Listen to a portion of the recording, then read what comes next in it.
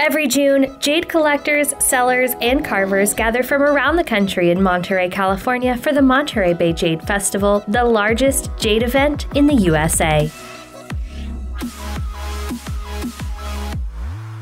This video shows incredibly talented jade artists and the pieces they brought to the 2024 event, the best jade festival yet. Stick around to learn about jade origins, see award-winning designs, and the people that make up the American jade industry.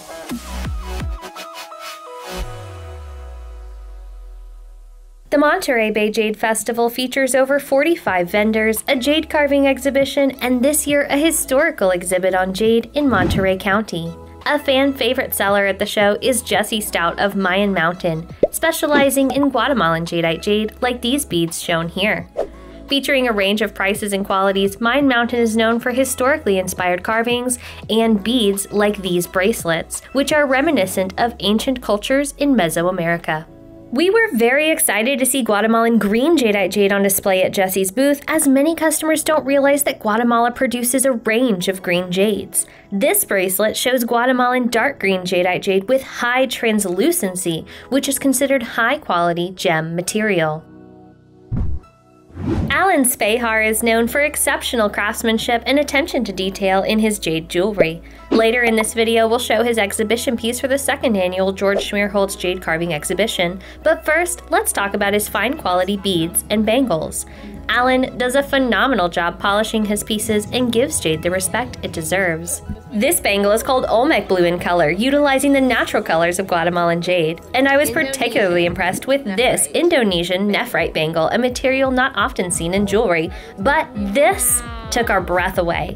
Wyoming Edwards Black Nephrite Jade 59.5mm inside diameter, polished to perfection, quite a rare find. Steven Sednick is known for selling rough Siberian jade as well as carvings and beads. Mining jadeite jade in Russia is quite difficult, so we were excited and a little surprised to see rough jadeite at his booth.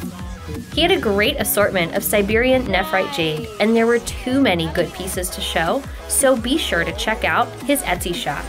This shade of red is actually quite rare in Siberian river cobbles. The booth had a great balance of wearable jewelry and collectible specimens. Be sure to subscribe and let me know in the comments if you have a favorite origin of jade.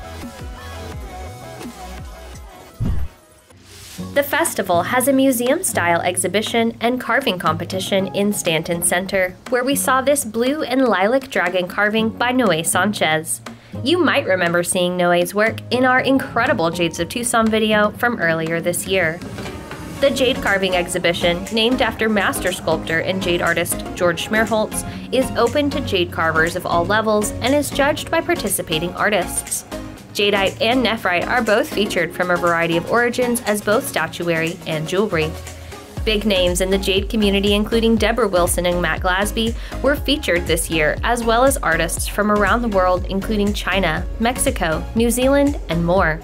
Every piece has been hand-carved, and some of the work integrates other metals and stones, like this pendant featuring gold and diamonds.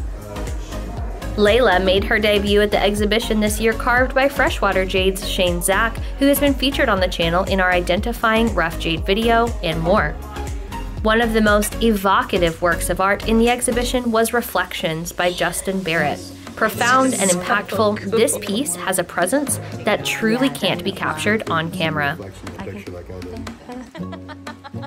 Many visitors commented how this exhibition was truly next level, and the overall quality was noticeably elevated over the previous year. This competition will only continue to get better and better.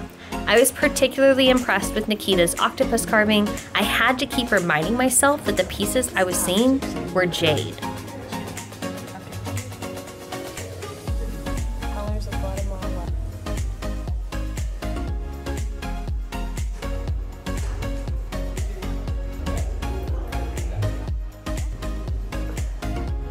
Oh, he's surfing. Those are beautiful.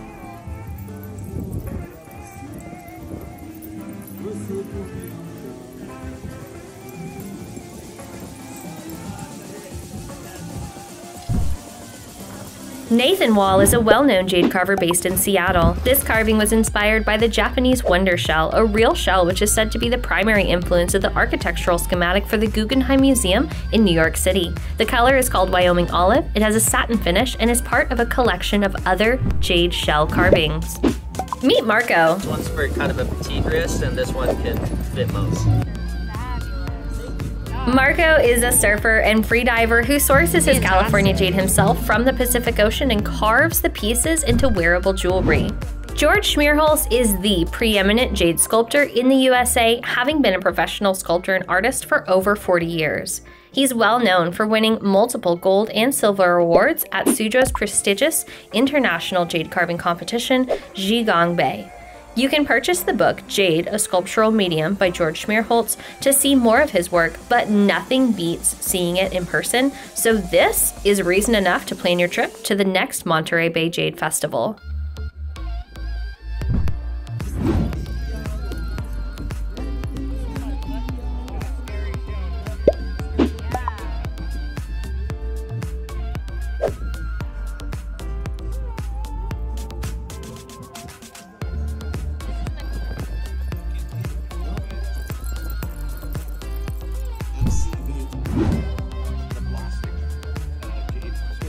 Switzerland.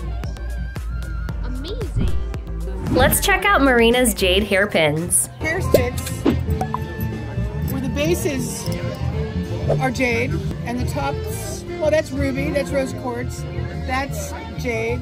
Guatemalan and Guatemalan, that's Luna and that's black.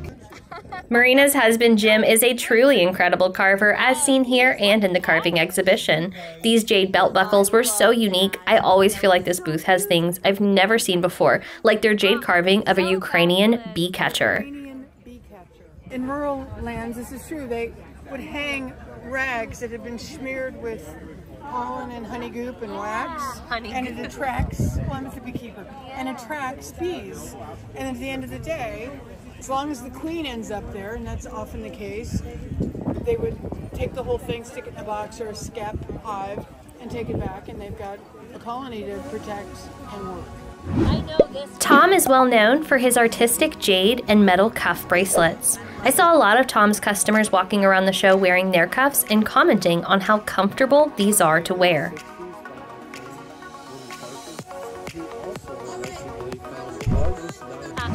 Justin's work is always impressive, and he does so much for the jade community to make this event possible. If you participated in this year's show, be sure to let Justin know in the comments how much you appreciate him.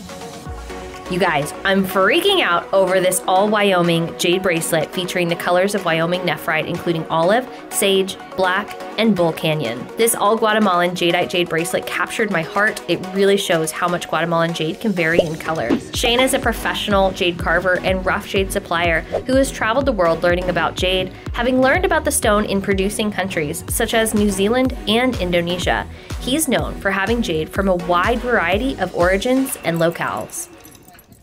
The Monterey Bay Jade Festival is a few minutes drive from scenic views like Point Lobos State Natural Reserve. The event is literally steps away from the Pacific Ocean, and it takes place in a town with lots to do. Visiting Monterey during the Jade Fest is a great trip for the whole family. The weather's perfect, the views are unparalleled, and the food is to die for. If you're thinking about going, just do it. Book the trip. You might remember Kenny's submission in the exhibition of the surfer inside the wave of jade. The big Sur Jade company brought their A game this year, just like they always do. Dylan brought a lot of impressive gold and fine gemstone jewelry this year.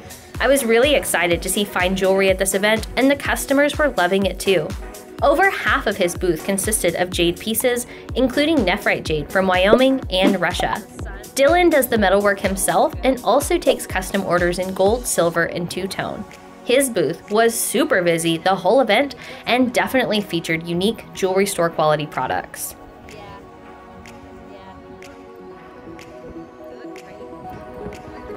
David and Haley's booth was also slammed like the entire show. David and Haley are Big Sur natives who met while jade hunting 10 years ago and fell in love. Their jewelry ranges from $15 to $2,000, and they sell jades from Big Sur, Canada, Indonesia, Russia, Burma, Guatemala, and more in the form of jewelry and specimens.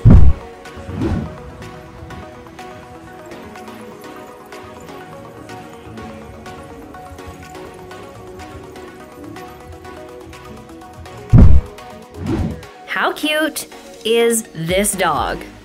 Bob is an expert on Wyoming Jade and always has such cool jade earrings.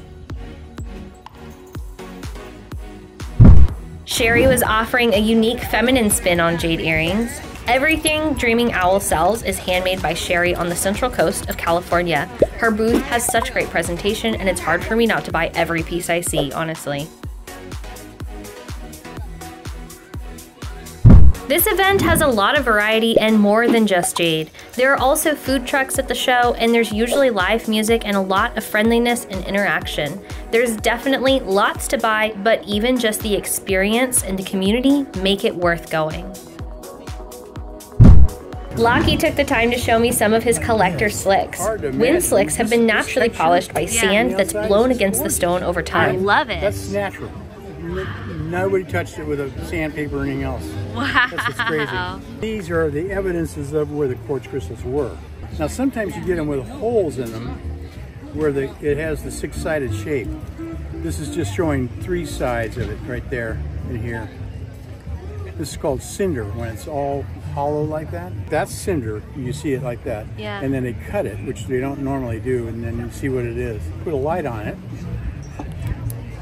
You can see what color the jade is. The festival definitely had a good mix of rough jade, jade carvings, statuary, and jewelry. There's definitely something for everyone, whether you're a carver or a collector. Luke specializes in Guatemalan Jadeite jade and was recently featured in a spring 2024 article on Guatemalan jade from GIA's renowned publication, Gems and Gemology. I'm including a link in the video description.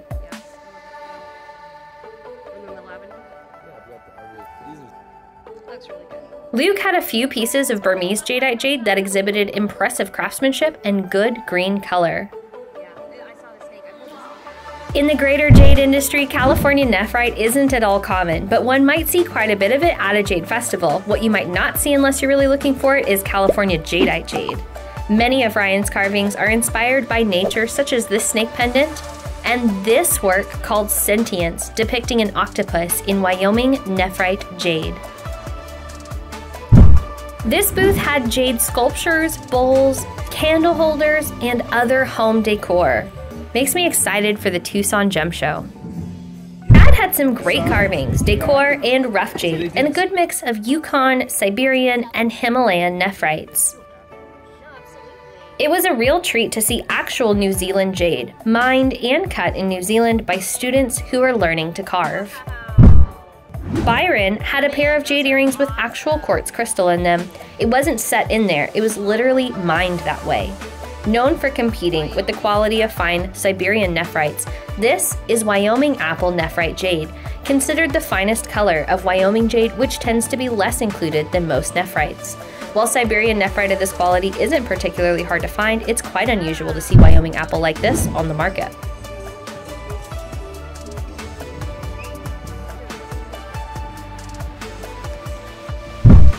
Raquel and Mary Lou from Jade Maya were at this year's event. I hope to see them again in 2025.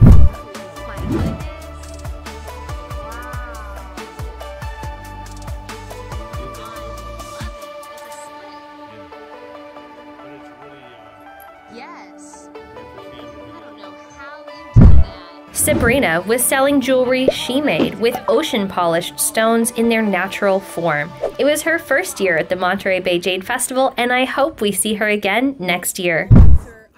For a limited time only, Stanton Center at Custom House Plaza is hosting a History of Jade in Monterey County exhibit, telling the story of jade in California with real specimens. Definitely a must-see if you're in town. The Monterey Bay Jade Festival is a can't-miss event for a growing community of jade artists, collectors, researchers, and sellers. I hope you'll consider making the trip there, and don't forget to check out our videos of jade at the Tucson and Denver Gem Shows as well.